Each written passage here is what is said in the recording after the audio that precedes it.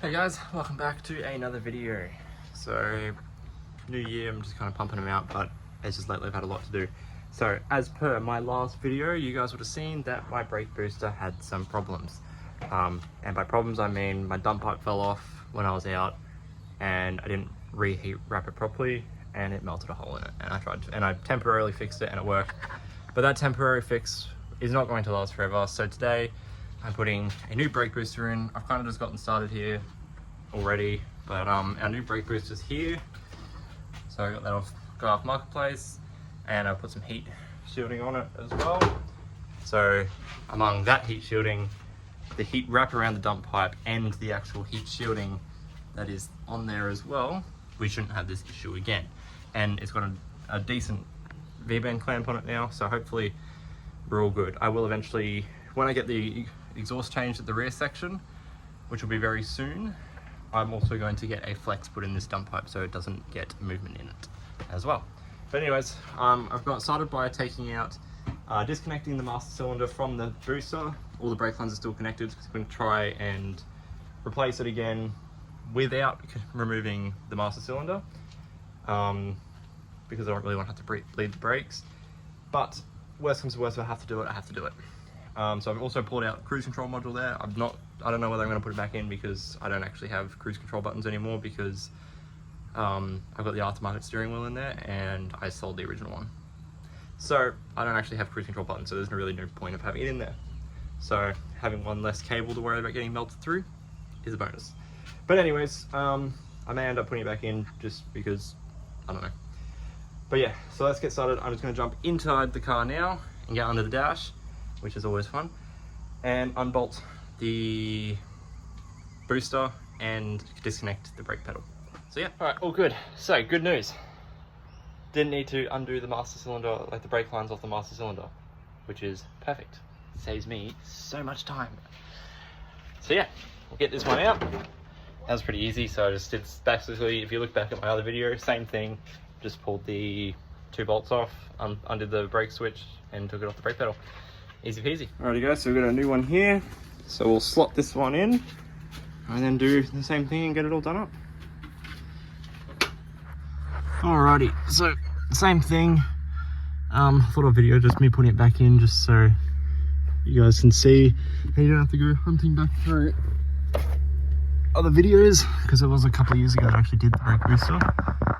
So there's a bolt there, and I'll just pull this bit of heat carpet thing down, and there's one there as well. So there's only 2 bolts that really hold it in, so we'll just get them started.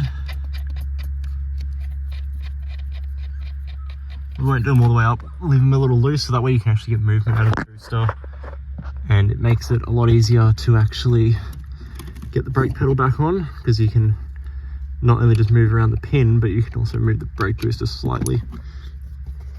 Yeah, if I can not drop my bolts. But get that one started. There we go. And then you can see there the little pin on the brake pedal. And that just slots in after we get the, so we get a little brake switch there, like that. So that slides over the little pin. Not that I can really see what I'm doing up here, but that slides over there.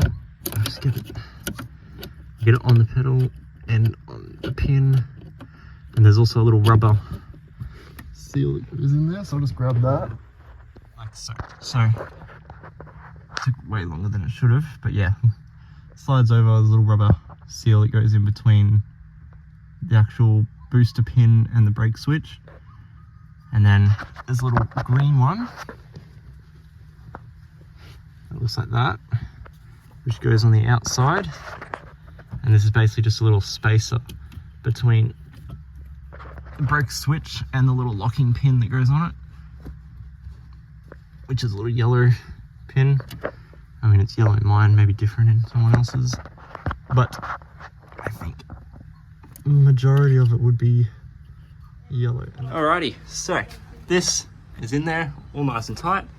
So now I'm going to put my cruise control module back, because I feel like it's just easier just to leave it.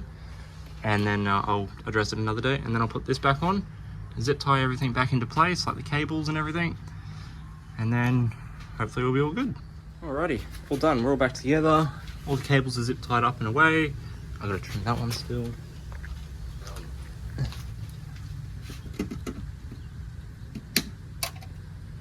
That's all trimmed up, and this one here, all good. Just rotate that down. There we go. So all good to go.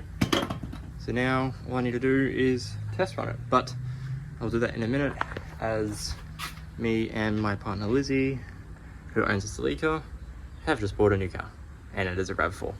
So yeah, some videos coming about that. Alright, so I may as well turn this into a multi-video today, because I've got a bit to do. So, we're on the Celica now, doing some wiring, because we got the new transformer for her halo rings. So I'm just wiring up her halos so that she actually has halos in her headlights now. So yeah, got the transformer box there that we were waiting on. I've got the halos connected, because when she bought the headlights secondhand, they didn't come with one on that side, but it came with one on that side. So now I'm just going to wire them up to the Parkers so that she can have them on with the Parkers. So yeah, alrighty guys, there we go. All wired up. Halos. Now I just got to get some for the EF eventually.